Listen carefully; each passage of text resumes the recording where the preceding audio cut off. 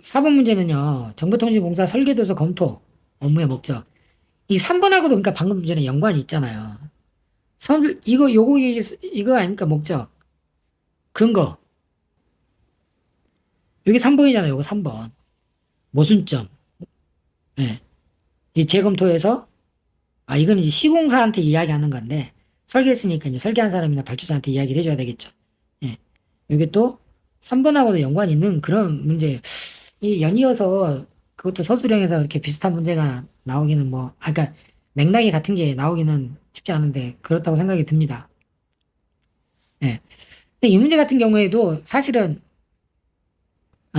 착수 과정에서 설계하고 감리가 설계 검토를 하는데 그거에 대한 기본적인 내용이잖아요. 그죠? 예. 설계도서를 검토를 언제 합니까? 착수할 때 하지 않습니까? 예, 착수 단계에서 감리 역할이 여러 가지가 있는데 그중에 설계도서 검토에 대해서 이제 물어보는 거잖아요. 예. 단계별 감리를 합니다. 착공, 시공, 준공 단계. 예.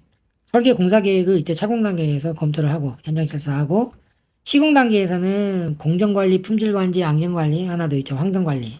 예. 그 다음에 설계 변경이라든지 이런 요청이 왔을 때 검토해서 뭐 경미한 경우에는 어, 승인해주고 그게 만약에 경미하지 않다 그러면 발주처에다가 보고를 하고 그다음에 발주처 승인 얻어서 계약 변경하도록 해주죠. 그다음에 기성 검사를 시공 단계에서도 하죠. 기성 단계를 왜 하죠? 기성 검사를 네, 시공사한테 돈을 주기 위해서 하는 거죠. 종공 단계에서는 중공 검사하고 인수인계를 하는 게 감리의 목적입니다. 감리는 그래서 원활한 감리 업무를 수행하기 위해서 착공 단계에 설계도서를 검토합니다. 그쵸? 원활하게 하기 위해서. 그거 왜 하냐 이거죠. 내가 무슨 일을 해야 되지? 공사 내용은 뭐지? 내역은 뭐지?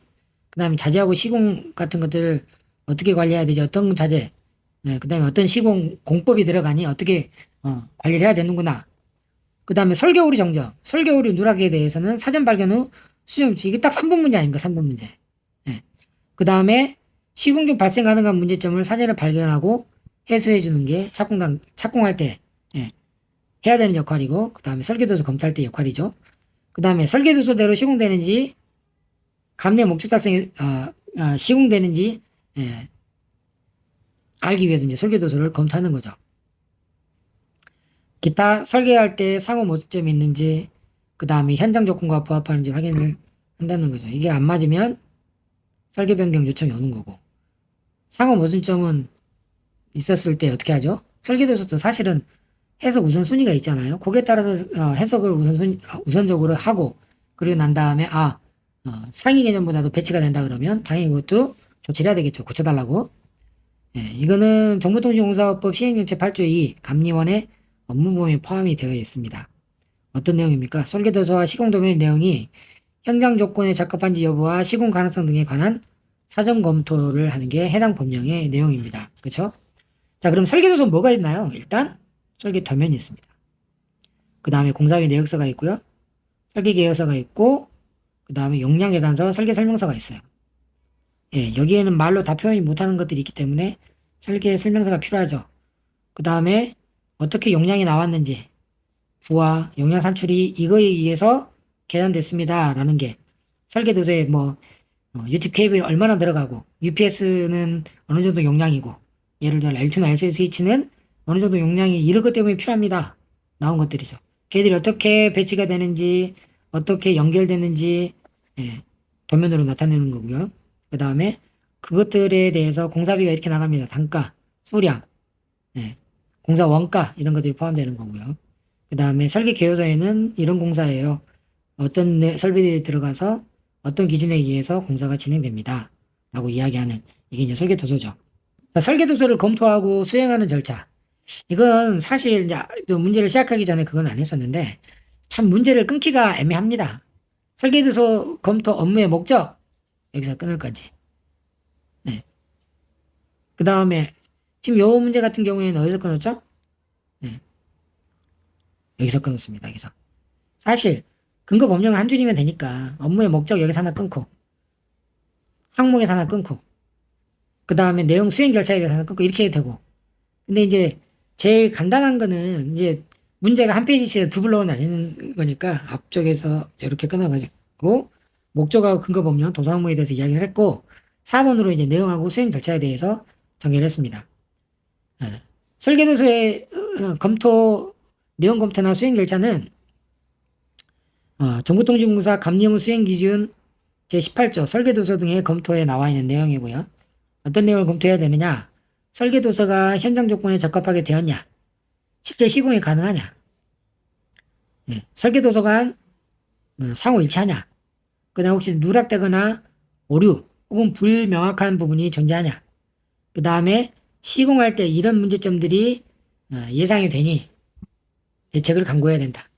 그 다음에 신공법이 있다거나, 이 구공법으로 되어 있다거나, 이미 이제 공법이 바뀌었어요. 그러면 이제 공법을 개선한다거나, 그 다음에, 공사비를 절감할 수 있는 방안. 예를 들어서 케이블링 하는데 케이블링이 이렇게 돌아가는 것보다는 이렇게 가까운 길을 타고 갈 수 있다. 네, 그런 경로를 확인할 수 있다 그러면 그런 것들도 이제 공사비 절감할 수 있는 내용이겠죠. 그런 것들을 구체적으로 검토해야 됩니다. 예, 수행 절차 어떻게 되나요? 일단 도서를 접수해야겠죠. 발주처부터 설계도서를 수령을 하고요. 그 다음에 시공사한테 먼저 설계도서를 검토를 지시를 합니다. 이렇게 할 수 있는지. 예.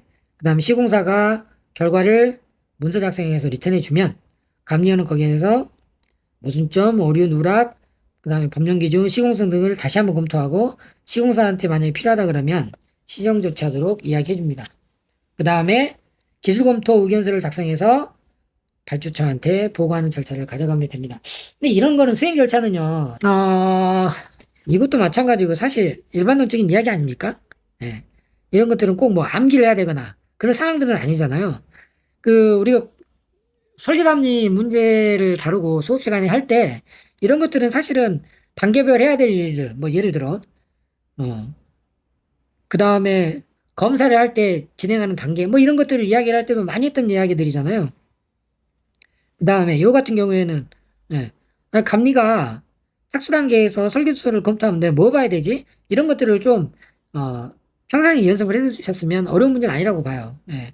한 페이지가 그냥 일반론적으로 전개할 수 있는 그런 내용들이다. 그 다음에 앞쪽에도 그렇게 뭐, 예. 이거는 외워야죠. 근데 설계도서야 뭐 잘 암기하고 계신 부분이고. 그래서 이 문제 같은 경우에는 뭐 그냥 아주 쉽게 갈 수 있는 문제가 아니었나. 라는 생각을 한번 해봅니다. 아주 기본적인 내용이죠, 기본적인 내용들. 네.